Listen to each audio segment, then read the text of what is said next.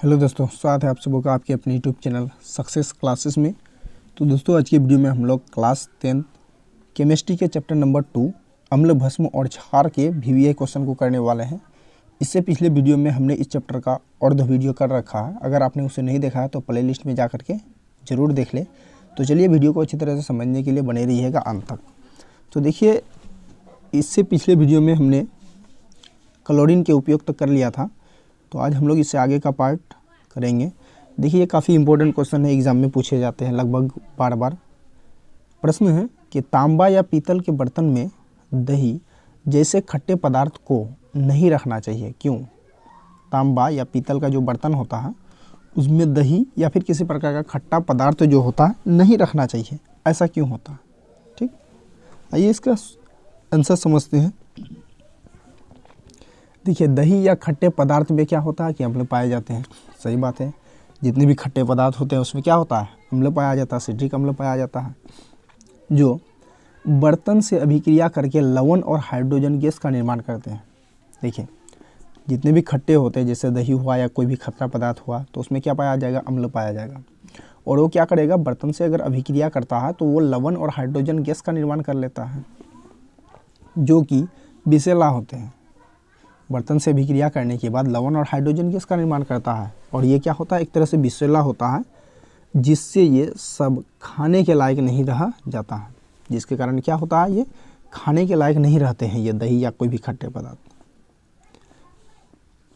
इसलिए तांबा या पीतल के बर्तन में दही या खट्टे पदार्थ को नहीं रखना चाहिए। यही सब रीज़न है कि तांबा या कोई भी तांबा या फिर पीतल का बर्तन में खट्टा पदार्थ या दही को नहीं रखना चाहिए। ठीक है, आ गया समझ में?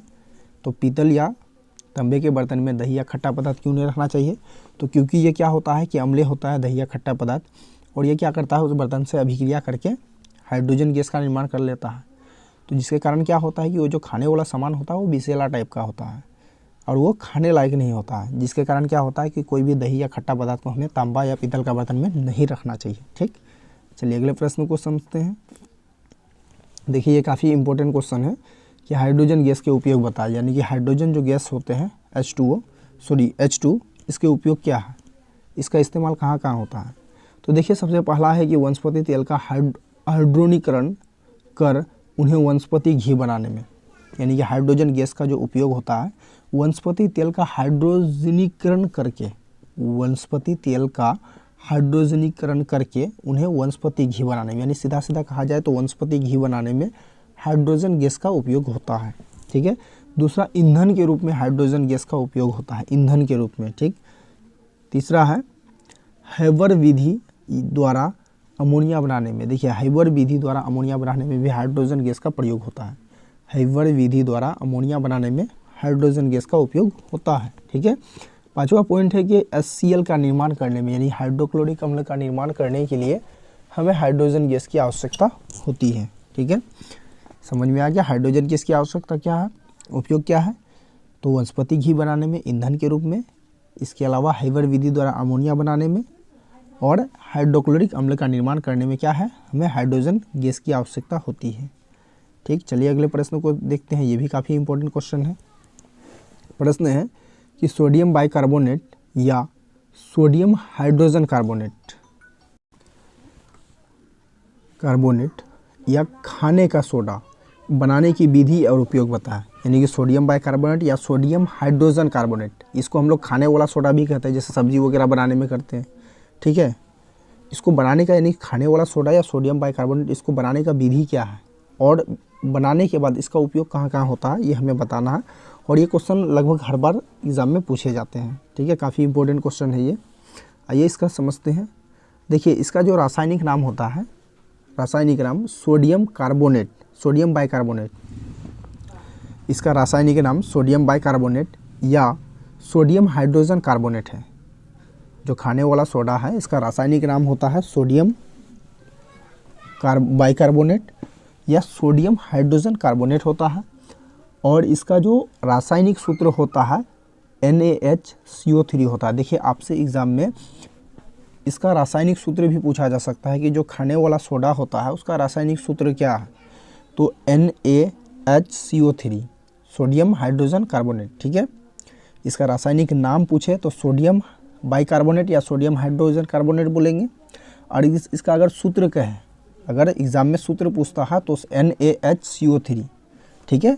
Na ऐसे याद रखेंगे, Na से सोडियम, H से हाइड्रोजन, C से कार्बोनेट, ठीक है। तो सोडियम हाइड्रोजन कार्बोनेट, इसे मीठा सोडा या खाने का सोडा या पाक सोडा भी कहते हैं। यानी कि जो सोडियम बाइकार्बोनेट होता है इसको मीठा सोडा भी कहते हैं, खाने का सोडा भी कहते हैं, या फिर पाक सोडा भी कहते हैं। इसे सोडा विधि द्वारा या साल्वे प्रक्रिया द्वारा बनाया जाता है। देखिए ये ऑब्जेक्टिव एग्जाम में आता है कि जो खाने का सोडा है उसको कौन से विधि द्वारा तैयार किया जाता है, तो याद रखिएगा साल्वे विधि द्वारा। कौन सा विधि? साल्वे विधि द्वारा, ठीक है। तो खाने का सोडा क्या है, इसका रासायनिक सूत्र क्या है, समझ में आ गया। खाने का सोडा का रासायनिक नाम क्या है? सोडियम कार्बोनेट, या सोडियम कार्बोनेट कहो, या इसका दूसरा नाम कह सकते हैं सोडियम हाइड्रोजन कार्बोनेट। इसका रासायनिक सूत्र क्या होता है? NaHCO3 होता है। और ये क्या होता है? मीठा होता है, ठीक है। और इसका ये खाने वाला सोडा होता है, और ये पाक भी सोडा भी कहते हैं, इसको खाने वाला सोडा या पाक सोडा भी कहते हैं। और इसको जो है कौन सा विधि? तो साल्वे विधि द्वारा इसे प्राप्त किया जाता है, बनाया जाता है, ठीक है। चलिए आइए अब इसका बनाने का विधि हम लोग समझते हैं। क्वेश्चन का बनाने की विधि भी बताया तो वो हमने थोड़ा सा उसका जो है रासायनिक नाम और रासायनिक सूत्र के बारे में समझ गए। अब इसका खाने का विधि बनाने का विधि बताना है। तो अमोनिया गैस से संतृप्त सोडियम क्लोराइड के विलयन पर, अमोनिया गैस से संतृप्त सोडियम क्लोराइड के विलयन पर CO2 यानी कार्बन डाइऑक्साइड प्रभावित करते हैं तो खाने का सोडा बनता है। अमोनिया गैस से संतृप्त सोडियम क्लोराइड के विलयन पर, सोडियम क्लोराइड के विलयन पर CO2 यानी कार्बन डाइऑक्साइड प्रभावित करते हैं तो खाने का सोडा प्रभावित बनता है। खाने का सोडा कैसे बनता है? तो अमोनिया गैस से संतृप्त सोडियम क्लोराइड के विलयन पर, अमोनिया गैस से संतृप्त सोडियम क्लोराइड के विलयन पर कार्बन डाइऑक्साइड प्रभावित करने पर, सोडियम क्लोराइड के विलयन पर क्या करते हैं? सोडियम क्लोराइड के विलयन पर अगर हम कार्बन डाइऑक्साइड को प्रभावित करते हैं तो क्या होता है कि खाने का जो सोडा होता है वो प्राप्त होता है, ठीक है। आइए इसका हम लोग सूत्र भी लिखना है आपको एग्जाम में। NaCl यानी कि हमने एक खाने का सोडा लिया, NaCl यानी कि सोडियम क्लोराइड, ठीक है, जिसको हम लोग सामान्य लवण कहते हैं। उसके बाद NH3 यानी कि अमोनिया, जल और कार्बन डाइऑक्साइड, ठीक है। इन सबों का अभिक्रिया के दौरान क्या बनता है? NH4Cl और NaHCO3 बनता है, ठीक। ये आपको दिखा देना है बनाने की विधि। आइए इसका गुण और उपयोग भी पूछता है एग्जाम में, गुण भी पूछता है। तो जो सोडियम बाइकार्बोनेट होता है, जो खाने का सोडा होता है, उसका गुण क्या है? तो सबसे पहला है यह जल में कम घुलनशील होता है। यानी सोडियम बाइकार्बोनेट जो होता है ये जल में तो घुलता है लेकिन कम घुलनशील होता है, पूरी तरह से घुलनशील नहीं होता ये। तो पहला गुण इसके में ये हो गया। दूसरा, यह क्षारीय होता है, यानी कि सोडियम बाइकार्बोनेट जो होता है ये क्षारीय प्रकार का होता है, ठीक है। सोडियम बाइकार्बोनेट जो होते हैं वो क्षारीय होता है। तीसरा, यह भोजन को शीघ्र पकाने के लिए उपयोग में लाया जाता है। देखिए सब्जी वगैरह पकाने में या फिर मांस वगैरह पकाने में क्या होता है? सोडियम बाइकार्बोनेट डला था। खास करके ये सब जो होटल वगैरह में होता है ना, तो होटल में क्या होता है कि सब्जी वगैरह पकाने के लिए, खास करके मांस वगैरह पकाने के लिए उसमें सोडियम बाइकार्बोनेट डाल दिया जाता है ताकि जो मांस वगैरह है वो ठीक तरह से, अच्छी तरह से सीज जाए, ठीक। तो भोजन को शीघ्र जल्दी पकाने के लिए सोडियम बाइकार्बोनेट का उपयोग करते हैं। अब देखिए इसका उपयोग क्या है? इसका उपयोग मतलब इस्तेमाल कहाँ कहाँ होता है सोडियम बाइकार्बोनेट या खाने का सोडा का? तो सबसे पहला है कि इसका प्रयोग जो है ना केक बनाने में, देखिए केक जो बनाते हैं उसमें सोडियम बाइकार्बोनेट का उपयोग होता है। इसके अलावा डबल रोटी बनाने के लिए, यानी कि डबल रोटी, ठीक है। उसके बाद पुआ रोटी, पुआ पकवान मतलब जो पुआ रोटी वगैरह होता है वहाँ भी सोडियम बाइकार्बोनेट का प्रयोग किया जाता है फुलाने के लिए, ठीक है। तो इस सब बनाने में जो है ना सोडियम बाइकार्बोनेट का प्रयोग करते हैं। इसके अलावा दूसरा है कि सोडियम बाइकार्बोनेट का प्रयोग जो है, सोडियम बाइकार्बोनेट का जो उपयोग है शरीर की अम्लता को दूर करने में किया जाता है। देखिए सोडियम बाइकार्बोनेट क्या होता है? एक तरह से क्षारीय होता है। तो अगर हमारे पेट में अम्लता की मात्रा बढ़ जाता है तो सोडियम बाइकार्बोनेट क्या करता है? उसको कम करने के लिए इसका हम लोग प्रयोग कर सकते हैं। तीसरा है सोडियम बाइकार्बोनेट का उपयोग जो होता है अग्निशामक यंत्र में किया जाता है। सोडियम बाइकार्बोनेट का उपयोग जैसे आप देखे होंगे, खास करके जो ऑफिस वगैरह होता है उसमें एक सिलेंडर टाइप का लगा हुआ रहता है दीवार में, उसी को बोलते हैं हम लोग अग्निशामक यंत्र। तो अग्निशामक यंत्र का काम क्या होता है कि आग को बुझाने में ये काम करता है। तो अग्निशामक यंत्र में भी सोडियम बाइकार्बोनेट रहता है, ठीक है। क्योंकि वो वायु के साथ क्या करता है, संपर्क तोड़ देता है आग का, जिसके कारण आग बंद हो जाता है। ठीक, तो ये इसका उपयोग हो गया। तो आपसे ये 5 मार्क्स का अगर क्वेश्चन पूछे तो इतना कम से कम आपको लिखना है कि सोडियम बाइकार्बोनेट या खाने का सोडा बनाने की विधि पूछेगा, गुण पूछेगा, उपयोग पूछेगा, तो आपको लिख देना थोड़ा रासायनिक नाम, इसके अलावा सूत्र। ठीक है, इसके अलावा सेकंड नंबर में आपको बनाने की विधि लिख देना है समीकरण सहित, फिर गुण लिख देना है, गुण के बाद उपयोग लिख देना। ठीक है, चलिए देखिए ये क्वेश्चन काफ़ी ज़्यादा, उससे भी कई गुना ज़्यादा इंपॉर्टेंट क्वेश्चन है ये। और ये क्वेश्चन हर बार एग्जाम में पूछे जाते हैं कि विरंजक चूर्ण या ब्लीचिंग पाउडर बनाने की विधि, गुण, उपयोग बताएं। विरंजक चूर्ण या इसी को हम लोग बोलते हैं ब्लीचिंग पाउडर, ठीक है, बनाने की विधि यानी किस तरह से बनाया जाता है, गुण यानी कि उसमें खासियत क्या है, और उपयोग यानी कि इस ब्लीचिंग पाउडर का इस्तेमाल कहाँ कहाँ होता है ये हमें बताना है।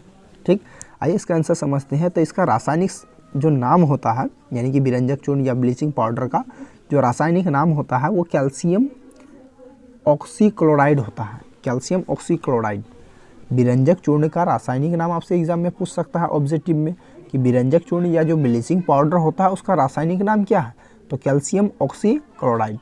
याद रखिएगा कैल्शियम ऑक्सीक्लोराइड, जिसका सूत्र होता है यानी कि इसका रासायनिक सूत्र क्या होगा, Ca मतलब कैल्शियम, O से मतलब ऑक्सी क्लोरीन, ठीक है, Cl2 मतलब क्लोरीन, क्लोराइड, ठीक है, कैल्शियम ऑक्सीक्लोराइड। विरंजक चूर्ण का रासायनिक सूत्र क्या होगा, रासायनिक सूत्र क्या होगा, रासायनिक नाम तो हमने पढ़ा। विरंजक चूर्ण का रासायनिक नाम अगर पूछा गया तो कैल्शियम ऑक्सीक्लोराइड, ठीक है, और इसका हमें सूत्र अगर पूछता है तो CaOCl2, CaOCl2। विरंजक चूर्ण का रासायनिक सूत्र क्या होगा, CaOCl2, कैल्शियम ऑक्सीक्लोराइड, ठीक होता है। यह कैल्शियम ऑक्सीजन एवं क्लोरीन से बना यौगिक होता है। ये जो कैल्शियम होता है, कैल्शियम और ऑक्सीजन से बना एक तरह से यौगिक होता है। इसे चूने का क्लोराइड भी कहा जाता है। ये जो विरंजक चूर्ण है इसको हम लोग चूने का क्लोराइड भी कहते हैं। ठीक है, आई होप आप लोगों को समझ में आ रहा होगा। कमेंट करके ज़रूर बताइए आप लोग को कैसा लग रहा। फिर से एक बार कर देते हैं। देखिए क्वेश्चन था कि विरंजक चूर्ण या ब्लीचिंग पाउडर बनाने का विधि, गुण और उपयोग बताएं। ठीक, तो सबसे पहले हमें लिखना है कि विरंजक चूर्ण का जो है यानी कि इसका रासायनिक नाम क्या होता है, कैल्शियम ऑक्सीक्लोराइड होता है, और इसका सूत्र हो जाता है, रासायनिक सूत्र जो होता है CaOCl2। ठीक है, यह कैल्शियम ऑक्सीजन और क्लोरीन से बना यौगिक होता है। यह कैल्शियम ऑक्सीजन और क्लोरीन से बना क्या होता है, यौगिक होता है। इसे चूने का क्लोराइड भी कहते हैं। ठीक, आइए इसका निर्माण विधि बताना है, यानी कि इसको ये जो विरंजक चूर्ण होता है इसे किस प्रकार तैयार करते हैं हम लोग, किस तरह से बना सकते हैं। ठीक, निर्माण विधि में तो जब बुझे हुए मतलब ठंड चूने पर 40 डिग्री तापमान पर क्लोरीन गैस प्रभावित करते हैं। जब बुझे हुए चूने पर 40 डिग्री तापमान तक मतलब 40 डिग्री गर्मी तक हम क्या करते हैं, क्लोरीन गैस को प्रभावित करते हैं, निकालते हैं, तो विरंजक चूर्ण का निर्माण होता है। ठीक है, विरंजक चूर्ण कैसे बनेगा, तो बुझा हुआ चूना को अगर हम 40 डिग्री सेल्सियस तक गर्म करते हैं तो उससे क्लोरीन गैस प्रभावित होता है। क्लोरीन गैस को प्रभावित करके हम लोग क्या बनाते हैं, विरंजक चूर्ण बनाते हैं। फिर से एक बार, विरंजक चूर्ण किस प्रकार तैयार किया जाता है, तो बुझे हुए चूने को 40 डिग्री सेल्सियस तक गर्म करने पर उससे क्लोरीन गैस मुक्त करके जो शेष बच जाएगा वो क्या कहेंगे, विरंजक चूर्ण कहेंगे। ठीक है, आइए इसका समीकरण भी लिखना है आपको, ज़रूरी है ये। CaOH2 यानी कि कैल्शियम, OH मतलब हाइड्रोक्साइड, ठीक है, calcium hydroxide plus chlorine Cl2 यानी क्लोरीन। इसमें क्या होता है कि अगर टेम्परेचर दे देते हैं तो क्या होता है, 40 डिग्री सेल्सियस तक इसको हम गर्म करते हैं। अगर तो गर्म करते हैं तो क्या हुआ, विरंजक चूर्ण प्राप्त होगा CaOCl2, है ना, CaOCl2 और H2O। ठीक, तो जो विरंजक चूर्ण होता है या ब्लीचिंग पाउडर होता है उसका निर्माण विधि क्या है, तो बुझे हुए चूने को अगर हम 40 डिग्री सेल्सियस तक गर्म करते हैं, बुझे हुए चूने को 40 डिग्री सेल्सियस में गर्म करने पर उससे जो क्लोरीन गैस प्रभावित करके हम लोग को क्या तैयार करना है, ये ब्लीचिंग पाउडर तैयार करना है। इसका आपको सूत्र भी लिख देना है इसी तरह से, CaOH2 प्लस Cl2, इसको 40 डिग्री सेल्सियस तक गर्म करने पर क्या होगा, CaOCl2 प्लस H2O बनेगा। अब देखिए ये जो विरंजक चूर्ण हो या ब्लीचिंग पाउडर होता है इसका हमें गुण बताना है। तो इसका आंसर है यह हल्का पीला होता है। देखिए ये विरंजक चूर्ण या ब्लीचिंग पाउडर जो होता है ये हल्का पीले कलर का होता है, जिसका गंध जो होता है क्लोरीन जैसा होता है। इसका गंध कैसा होता है? क्लोरीन जैसा। विरंजक चूर्ण या ब्लीचिंग पाउडर जो होता है हल्का पीले रंग का होगा और इसका जो गंध होगा, बदबू जो होगा वो क्लोरीन जैसा होगा। समझ में आ रहा ना? विरंजक चूर्ण या ब्लीचिंग पाउडर जो हल्का पीले रंग का होगा और इसका गंध जो होता है वो क्लोरीन जैसा होगा। ठीक है, आगे है, यह नमी और कार्बन डाइऑक्साइड से टूटता है। यानी ये जो विरंजक चूर्ण होता है, ब्लीचिंग पाउडर होता है, इसमें नमी मिलने पर या कार्बन डाइऑक्साइड मिलने से क्या होता है? टूट जाता है। तीसरा है, इसे वायु में खुला छोड़ देने पर इसमें क्लोरीन गैस बाहर निकल जाता है। अगर हम विरंजक चूर्ण को ऐसे नॉर्मल अवस्था में अगर वायु में छोड़ देंगे तो उसमें क्या होगा? विरंजक चूर्ण में मौजूद जो क्लोरीन गैस है वो बाहर अपने आप निकल जाता है। ठीक है, तो इसको अगर हम नॉर्मल अवस्था में बाहर छोड़ने पर क्या होगा? तो इसमें क्लोरीन गैस जो है वो मुक्त हो जाएगी। ठीक है, चलिए अगला है चौथा, यह तनु अम्ल से अभिक्रिया कर। तनु अम्ल से अभिक्रिया कर, तनु मतलब ये हुआ ज़्यादा, मतलब गढ़ा नहीं, एक सांद्र होता है एक तनु होता है, तो सांद्र मतलब बहुत ज़्यादा गढ़ा, तनु मतलब थोड़ा पानी टाइप का। ठीक है, तो यह तनु अम्ल से अभिक्रिया कर क्लोरीन बनाता है। विरंजक चूर्ण क्या होता है कि क्लोरीन गैस से, तनु अम्ल से अभिक्रिया करके ये क्या बनाएगा? क्लोरीन गैस बनाएगा। ठीक है, आगे समझते हैं। देखिए इसका उपयोग बताना है कि ये जो ब्लीचिंग पाउडर या जो विरंजक चूर्ण होते हैं इसका उपयोग पूछता है कि उपयोग कहाँ कहाँ है। ठीक, तो इसका उपयोग है कपड़ों को विरंजन करने में। कपड़ों को विरंजन करने मतलब कपड़ों को कलर वगैरह करने के लिए यहाँ क्लोरीन का प्रयोग, ये आपका प्रयोग होता है। इसका विरंजक चूर्ण का प्रयोग होता है कपड़ों को विरंजन करने में, मतलब कलर वगैरह करने में। दूसरा होता है शुद्ध जल को साफ करने के लिए। देखिए जो हम लोग वाटर सप्लाई वाला वाटर जो पीते हैं ना, जो फिल्टराइज करके आता है, तो पानी को फिल्टर करने के लिए, पानी को फिल्टर करने के लिए क्या होता है कि उसमें क्लोरीन का कुछ चूर्ण वगैरह मिलाया जाता है, मतलब क्लोरीन का प्रयोग किया जाता है। तो जल को शुद्ध करने के लिए भी यहाँ क्लोरीन का प्रयोग हो रहा है, सॉरी क्लोरीन बोल रहे हैं, विरंजक चूर्ण का प्रयोग होता है। ठीक है, जल को शुद्ध करने के लिए भी विरंजक चूर्ण का प्रयोग होता है। तीसरा है ऑक्सीजन, क्लोरीन, क्लोरोफ्लॉर्म के निर्माण में। ऑक्सीजन के निर्माण में, क्लोरीन का निर्माण में और क्लोरोफ्लॉर्म के निर्माण में। ऑक्सीजन के निर्माण में, क्लोरीन के निर्माण में और क्लोरोफॉर्म के निर्माण में क्या होता है कि विरंजक चूर्ण का प्रयोग होता है। तो ये रहा विरंजक चूर्ण का प्रयोग। इसी के साथ विरंजक चूर्ण वाला टॉपिक खत्म हुआ। चलिए हम लोग आगे प्रश्न को देखते हैं। देखिए ये क्वेश्चन भी काफ़ी इंपॉर्टेंट क्वेश्चन है, सोडियम कार्बोनेट। ठीक है, इससे भी पहले हमने सोडियम कार्बोनेट के बारे में पढ़ा, लेकिन वो खाने वाला सोडियम कार्बोनेट था। अब जो है ना धोने वाला सोडियम कार्बोनेट का बात करते हैं। जैसे सर्फ वगैरह हम लोग जानते हैं ना, सर्फ मतलब ये क्या हुआ? धोने वाला सोडियम कार्बोनेट हुआ। ठीक है, तो धोने वाला सोडा यानी सोडियम कार्बोनेट प्राप्त करने का विधि क्या है? यानी सोडियम कार्बोनेट को किस तरह से हम लोग बना सकते हैं, किस तरह से इसका निर्माण कर सकते हैं। ठीक है, इसके अलावा इसका गुण क्या होता है सोडियम कार्बोनेट का और इसका उपयोग क्या होता है, ये सब बताएं। ठीक है, 5 मार्क्स का क्वेश्चन है ये, आपको इतना तो पूछेगा। आइए इसका हल को समझते हैं, सोल्यूशन को। देखिए इसका रासायनिक नाम, सबसे पहले कोई भी आपको पूछे ना किसी का उपयोग गुण, तो आप जो है ना सबसे पहले उसका रासायनिक नाम जो है और रासायनिक सूत्र से शुरुआत करना। ठीक है, रासायनिक नाम और रासायनिक सूत्र से शुरुआत करेंगे। तो हम लोग अभी क्या कर रहे हैं, जो धोने वाला सोडा होता है उसके बारे में हमें चर्चा करना है कि धोने वाला सोडा को किस तरह से बनाया जाता है, उसका गुण क्या है, उसका उपयोग क्या है। तो आइए इसको समझते हैं। इसका जो रासायनिक नाम होगा धोने वाला सोडा का, सोडियम कार्बोनेट डेका हाइड्रेट होता है। धोने वाला सोडा का जो रासायनिक नाम होता है sodium carbonate Deka hydrate, sodium carbonate Deka hydrate होता है। इसका जो रासायनिक सूत्र होता है, इसका रासायनिक जो सूत्र होगा Na2CO3 10H2O, Na2CO3 × 10H2O। फिर से एक बार रिपीट कर रहे हैं, ये जो धोने वाला सोडा होता है इसका रासायनिक सूत्र होता है Na2CO3 × 10H2O होता है। ठीक है, Na2CO3 × 10H2O ये किसका सूत्र होता है? तो ये धोने वाला सोडा का सूत्र होता है। ठीक, जब इसे खुला वायुमंडल में छोड़ दिया जाता है, देखिए इसको अगर हम जो धोने वाला सोडा है अगर इसे इसको खुला वायुमंडल में छोड़ देते हैं तो इसके जल के अणु बाहर निकल जाता है।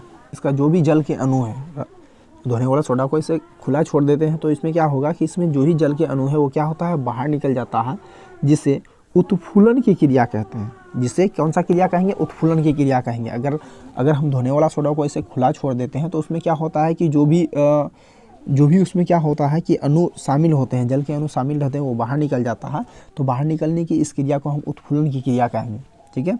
देखिए आगे इतना डेफिनेशन लिखिए, या फिर इसके बदले में आप चाहे तो इसका शॉर्टकट में आप लिख सकते हैं, इतना नहीं लिख करके ऐसे लिख सकते हैं कि अथवा दे करके जो सोडियम कार्बोनेट होता है या धोने का सोडा जो होता है प्रायः ओमिनिया सोडा विधि द्वारा या साल्वे विधि द्वारा तैयार किया जाता है। देखिए आपको एक चीज़ कॉमन याद रखना कि खाने वाला सोडा हो या धोने वाला सोडा, ठीक है, खाने वाला सोडा हो या धोने वाला सोडा, उसको निर्माण विधि क्या है, साल्वे विधि। साल्वे विधि द्वारा हम लोग इसका क्या करते हैं, निर्माण करते हैं, सोडा विधि या साल्वे विधि द्वारा इसका निर्माण करते हैं, ठीक है। अब आइए इसका सिद्धांत यानी कि इसका किस तरह से बनावट कैसे किया जाता है इसके बारे में हम लोग समझते हैं। देखिए अमोनिया गैस से संतृप्त सोडियम क्लोराइड संतृप्त जलीय विलयन में कार्बन डाइऑक्साइड गैस प्रभावित करने पर क्या होता है, सोडियम बाइकार्बोनेट प्राप्त होता है। सोडियम बाइकार्बोनेट यानी कि धोने का सोडा किस प्रकार प्राप्त होता है, तो अमोनिया गैस से सोडियम क्लोराइड के जलीय विलयन में, अमोनिया गैस से सोडियम क्लोराइड के जलीय विलयन में कार्बन डाइऑक्साइड गैस प्रभावित करने पर सोडियम बाइकार्बोनेट प्राप्त होता है, ठीक है। अब इसका हमें सोडियम बाइकार्बोनेट बनाने का जो सूत्र वगैरह होता है केमिस्ट्री का वो लिख देना है। जैसे NaCl लिया यानी कि सोडियम क्लोराइड, इसमें जल लिया H2O, इसके अलावा कार्बन डाइऑक्साइड गैस लिए, उसके बाद NH3 यानी अमोनिया लिए। तो अभी क्रिया के दौरान क्या हुआ, NH4Cl यानी कि सोडियम NH4Cl बन गया और NaHCO3 बन गया, ठीक है। चलिए आगे इसका गुण का बात करें कि ये जो सोडियम बाइकार्बोनेट होता है या धोने का सोडा होता है, इसका गुण क्या है, तो यह सफ़ेद पारदर्शी होता है। सोडियम बाइकार्बोनेट क्या होता है कि धोने वाला सोडा जो है ना, ये सफ़ेद टाइप का होता है और पारदर्शी होता है, जिसको आर पर देखा जा सके।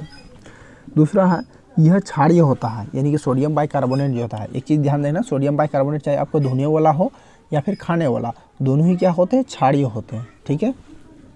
तीसरा है जब धोबन सोडा को गर्म किया जाता है, जब धोबन सोडा मतलब धोने का सोडा को अगर हम गर्म करते हैं तो जल के 10 अणु बाहर हो जाते हैं। जब धोने का सोडा को अगर हम गर्म करते हैं तो क्या होता है कि जल का 10 अणु जो होता है गर्म करने के दौरान क्या होता है, बाहर आ जाते हैं, जिसे निजली सोडियम कार्बोनेट कहते हैं। धोने का सोडा को अगर हम गर्म करते हैं तो जल के 10 अणु बाहर आ जाते हैं, जिसे निजली सोडियम कार्बोनेट कहते हैं, ठीक है। चलिए इसका चौथा पॉइंट है, इस सोडा को क्षारीय या सोडा राख भी कहते हैं, ठीक है। चलिए इसका उपयोग समझते हैं हम। देखिए जो सोडियम बाइकार्बोनेट होता है, धोने का सोडा होता है, उसका उपयोग क्या है, सबसे पहला कि जल की कठोरता को दूर करने में किया जाता है। जो सरफ वगैरह होता है, जल की कठोरता होता है, जल की कठोरता मतलब ये हुआ कि जल अगर गंदा है, जैसे कि दिल्ली में यमुना नदी का जल कठोर होता है, ठीक है, तो जल की कठोरता को दूर करने में, यानी जहाँ झाग नहीं देता, ठीक है, तो जल की कठोरता को दूर करने के लिए हम लोग क्या करते हैं, सोडियम बाइकार्बोनेट यानी कि धोने का सोडा का प्रयोग करते हैं। इसके अलावा घरों को साफ़ करने में, देखिए घरों को फर्श वगैरह साफ़ करने के लिए क्या होता है, वहाँ भी सोडियम बाइकार्बोनेट का इस्तेमाल होता है। तीसरा है पोटेशियम को शुद्ध करने के लिए, जो पोटेशियम वगैरह है उसको साफ़ सुथरा करने के लिए भी सोडियम बाइकार्बोनेट का ज़रूरत पड़ता है, ठीक है, तो वहाँ भी सोडियम बाइकार्बोनेट का यानी कि धोने वाला सोडा का प्रयोग होता है, ठीक। चलिए अगला प्रश्न को देखते हैं। देखिए प्लास्टर ऑफ पेरिस क्या है, ये काफ़ी इंपॉर्टेंट क्वेश्चन है। प्लास्टर ऑफ पेरिस या कैल्शियम सल्फेट हीमेटाइड बनाने की विधि, प्लास्टर ऑफ पेरिस या कैल्शियम सल्फेट हीमेटाइड बनाने की विधि, इसके गुण और इसका उपयोग बताएं। प्लास्टर यानी सीधा सीधा समझ लो ना कि प्लास्टर ऑफ पेरिस को बनाने के गुण, विशेषता और उपयोग पूछा है। प्लास्टर ऑफ पेरिस को बनाने के गुण, विशेषता, प्लास्टर ऑफ पेरिस का बनाने का विधि, गुण और उसका उपयोग बताना है। तो आइए इसका हम लोग समझते हैं। देखिए इसका रासायनिक जो नाम होता है प्लास्टर ऑफ पेरिस का, कैल्शियम सल्फेट अर्ध हाइड्रेट होता है। प्लास्टर ऑफ पेरिस का जो रासायनिक नाम होता है कैल्शियम सल्फेट अर्ध हाइड्रेट होता है, कैल्शियम सल्फेट अर्ध हाइड्रेट, ठीक है। रासायनिक समीकरण का कैल्शियम कार्बोनेट का जो होता है, या फिर प्लास्टर ऑफ पेरिस का जो रासायनिक नाम होता है, प्लास्टर ऑफ पेरिस का रासायनिक नाम होता है कैल्शियम सल्फेट अर्ध हाइड्रेट, कैल्शियम सल्फेट अर्ध हाइड्रेट, ठीक है। जिसका सूत्र होता है यानी कि जो रासायनिक सूत्र होता है, रासायनिक सूत्र, प्लास्टर ऑफ पेरिस का रासायनिक सूत्र आपको याद रखना है, ये एग्जाम में पूछता है। तो प्लास्टर ऑफ पेरिस का जो रासायनिक सूत्र होता है CaSO4 यानी कि calcium sulphide into ½ H2O, calcium sulphide into half H2O, यानी कि CaSO4 इंटू हाफ H2O। ठीक है, प्लास्टर ऑफ पेरिस को संक्षेप में क्या कहते हैं, पोप भी कहते हैं। प्लास्टर ऑफ पेरिस को हम लोग क्या करते हैं, संक्षेप यानी शॉर्टकट में पोप के नाम से भी जानते हैं। ठीक है, चलिए अब प्लास्टर ऑफ पेरिस जो बनाते हैं, इसको बनाने का विधि क्या है, तो जिप्सम को, ठीक है, जिप्सम को इस्पात के बर्तन में, जिप्सम को इस्पात के बर्तन में अगर 120 डिग्री सेल्सियस तापमान पर जिप्सम को इस्पात के बर्तन में, जिप्सम को इस्पात के बर्तन में 120 डिग्री सेल्सियस तापमान पर गर्म करने से जल के 3/2 अणु बाहर निकल जाते हैं, जिससे प्लास्टर ऑफ पेरिस की प्राप्ति होती है। ठीक है, जिप्सम को अगर हम 120 डिग्री सेल्सियस तापमान तक गर्म करते हैं, समझिएगा प्लास्टर ऑफ पेरिस किस तरह से तैयार किया जाता है। तो अगर हम जिप्सम को 120 डिग्री सेल्सियस तक गर्म करते हैं तो उसमें जल का जो है ना 2/3 अणु बाहर निकल जाता है, जिसे हम लोग क्या कहते हैं, प्लास्टर ऑफ पेरिस कहेंगे। ठीक, चलिए आइए इसका हम लोग सूत्र भी लिख देते हैं। तो CaSO4, ठीक है, कैल्शियम सल्फाइड प्लस H2O, और इससे जब हम 120 डिग्री सेल्सियस तक गर्म करते हैं तो CaSO4 यानी कि plaster of Paris into H2O into 3H2O। ठीक है, चलिए आगे इसका गुण, यानी कि जो प्लास्टर ऑफ पेरिस होते हैं उसके गुण क्या है। तो पहला है ये सफ़ेद चूर्ण के रूप में होता है। प्लास्टर ऑफ पेरिस क्या होता है, सफ़ेद चूर्णा टाइप का होता है। दूसरा है कि इसमें जल मिलाने से यह जिप्सम में बदल जाता है। प्लास्टर ऑफ पेरिस में अगर हम जल मिला देंगे तो क्या होगा, जिप्सम में बदल जाएगा, यानी कि वो जम जाएगा। ठीक है, आगे है इसका उपयोग, यानी प्लास्टर ऑफ पेरिस जो है इसका उपयोग कहाँ है, कहाँ इस्तेमाल होता है प्लास्टर ऑफ पेरिस का। देखिए सबसे पहली बात है कि मूर्ति बनाने में प्लास्टर ऑफ पेरिस का इस्तेमाल होता है। ठीक है, मूर्ति बनाने में प्लास्टर ऑफ पेरिस का इस्तेमाल होता है। इसके अलावा चिकित्सा में हड्डियों को जोड़ने में, देखिए चिकित्सा में खास करके जो डॉक्टर होते हैं, हड्डियों का डॉक्टर टूट फूट जाता है तो उसको बैंडेज वगैरह करने में क्या होता है कि प्लास्टर ऑफ पेरिस का प्रयोग करता है, यानी कि जिसे हम लोग कहते हैं व्हाइट सीमेंट। तो व्हाइट सीमेंट का वहाँ प्रयोग होता है। ठीक है, चिकित्सा में हड्डी को जोड़ने में क्या होता है कि प्लास्टर ऑफ पेरिस का प्रयोग होगा। तीसरा है विभिन्न प्रकार के साँचे बनाने में, विभिन्न प्रकार के साँचा वगैरह बनाने में भी क्या होता है कि प्लास्टर ऑफ पेरिस का प्रयोग होता है। अगला है कि खिलौना बनाने में भी प्लास्टर ऑफ पेरिस का प्रयोग होता है। दीवारों को चिकना करने में भी क्या होता है, सफ़ेदी करने के लिए, चिकना करने के लिए भी हम लोग प्लास्टर ऑफ पेरिस का प्रयोग करते हैं। ठीक, अगले प्रश्न को देखते हैं। ये भी काफ़ी वीवीआई क्वेश्चन है कि क्या होता है जब प्लास्टर ऑफ पेरिस में जल मिलाया जाता है। क्वेश्चन है कि क्या होता है जब प्लास्टर ऑफ पेरिस में अगर जल मिलाया जाता है। ठीक है, तो ये इसका आंसर समझते हैं। प्लास्टर ऑफ पेरिस में जल मिलाने के फलस्वरूप, यानी कि प्लास्टर ऑफ पेरिस में अगर हम जल मिलाते हैं तो मिश्रित तप्त होकर जिप्सम में बदल जाता है। देखिए प्लास्टर ऑफ पेरिस है, सीमेंट वगैरह है, जाहिर सी बात है अगर आप सीमेंट में जल डालिएगा तो क्या होगा, वो जिप्सम में बदल जाएगा, मतलब जम जाएगा। ठीक है, तो प्लास्टर ऑफ पेरिस में अगर हम जल मिलाते हैं तो जल मिलाने के फलस्वरूप क्या होता है कि जो मिश्रण है वो जिप्सम में बदल जाता है। ठीक, चलिए इस प्रक्रिया में यह जमकर ठोस बन जाता है। ठीक है, अब इसका हमें प्लास्टर ऑफ पेरिस बनाने का जो सूत्र वगैरह होता है वो भी लिख देना है। CaSO4 पर whole twice into 2H2O plus 3H2O is equal to gypsum, यानी CaCO4 यानी gypsum plus gypsum into H2O। ठीक है, चलिए अगले प्रश्न को देखें। हाँ, ये भी काफ़ी इंपॉर्टेंट क्वेश्चन है कि जल की अनुपस्थिति में अम्ल क्यों नहीं होता। क्वेश्चन ये था कि अगर जल की अनुपस्थिति में, जल अगर नहीं रहता है तो जो अम्ल होता है वो अम्ल नहीं होता है, ऐसा क्यों। तो अम्ल गुण का प्रदर्शन हाइड्रोजन प्लस आयन के कारण होता है।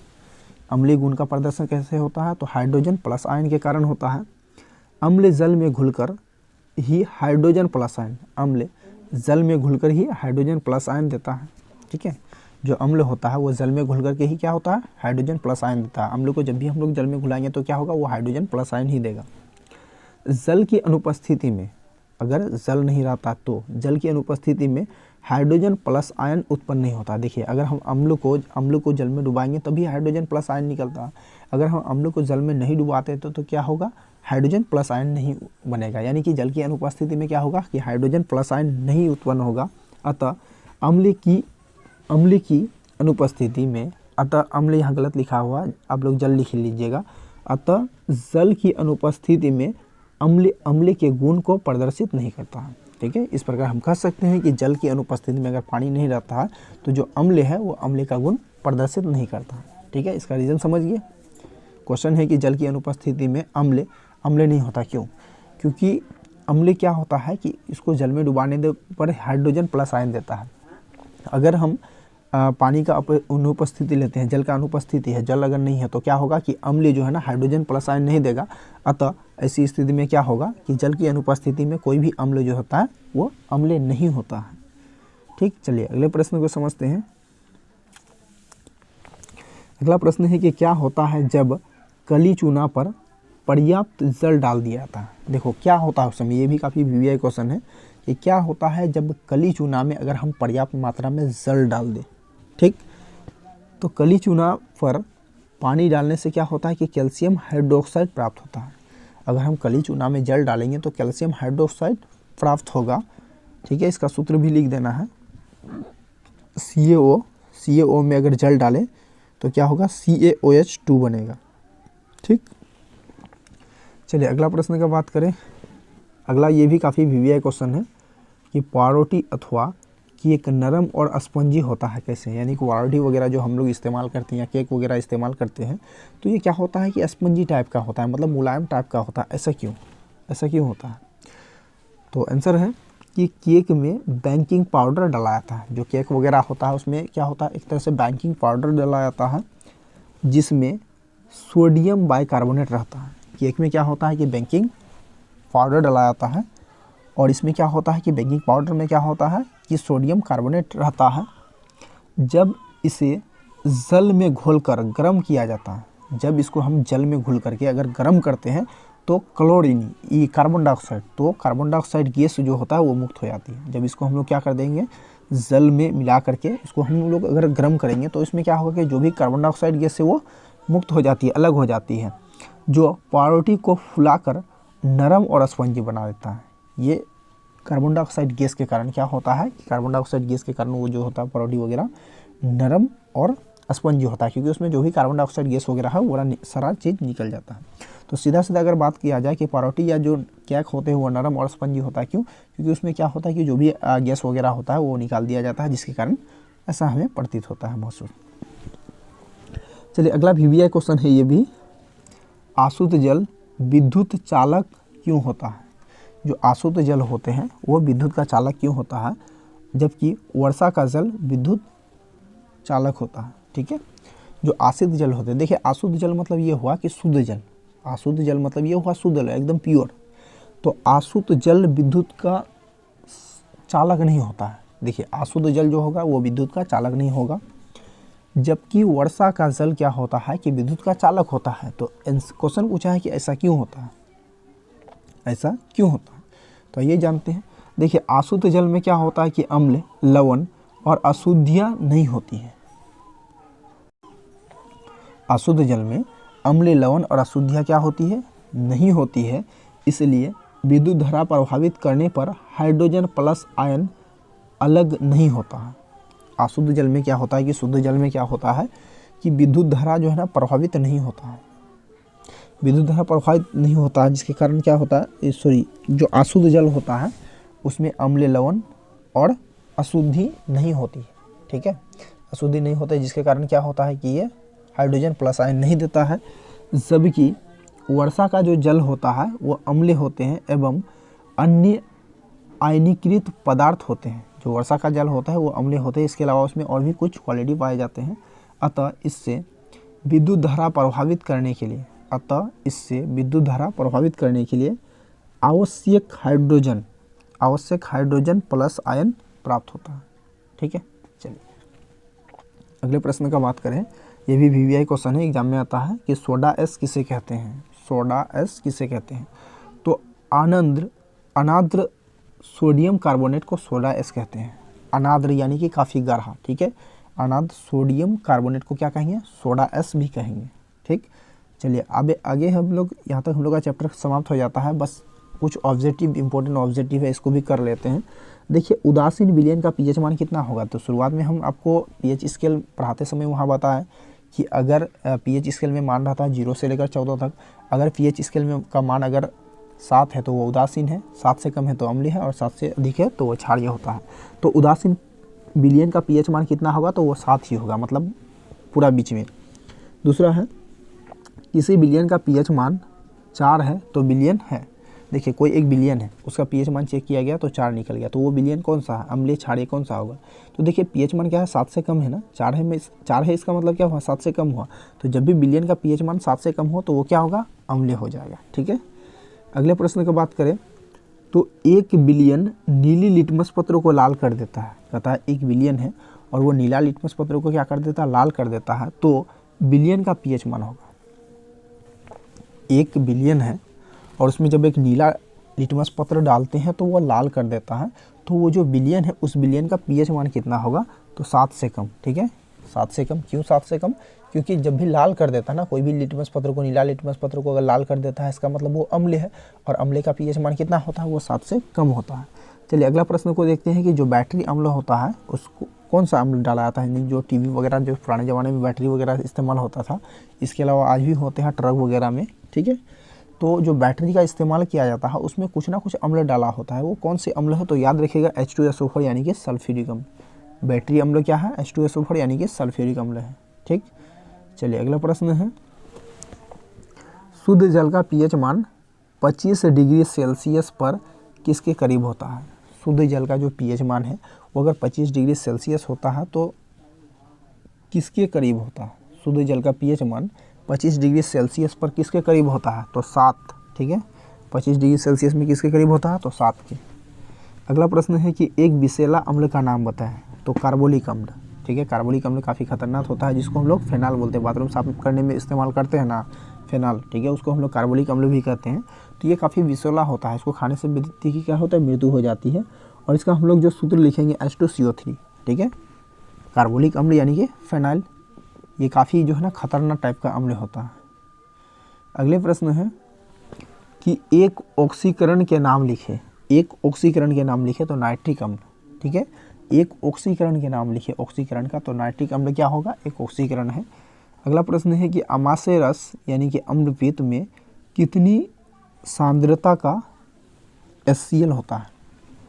अमाशय रस यानी कि अम्लपित्त में कितनी सांद्रता का HCl होता है, तो कितनी सांद्रता का HCl होगा, तो अमाशय रस में 1% से भी कम सांद्रता का HCl होता है। हमारे शरीर में क्या होता है कि हमारे शरीर का जो अमाशय है, अमाशय में 1% से भी कम क्या होता है, ये सांद्र का HCl अम्ल पाए जाते हैं। ठीक है, अगला प्रश्न है कि 1 बिलियन का पीएच मान जो है ना 1 है। समझिएगा, 1 बिलियन है उसका पीएच मान 1 है और एक दूसरा बिलियन है उसका पीएच मान क्या है, 3 है। इनमें से कौन अधिक अम्लीय है। 1 बिलियन का पीएच मान 1 है और दूसरा बिलियन का पीएच मान कितना है, 7 है। तो इनमें से कौन अम्लीय है।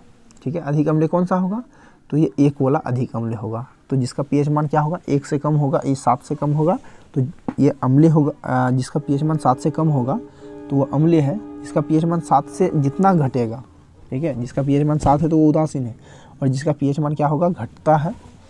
ठीक, तो पीएच मान घटेगा तो क्या होगा, पीएच मान अगर घटेगा तो वो ज़्यादा पावरफुल अम्ल कहलाएगा।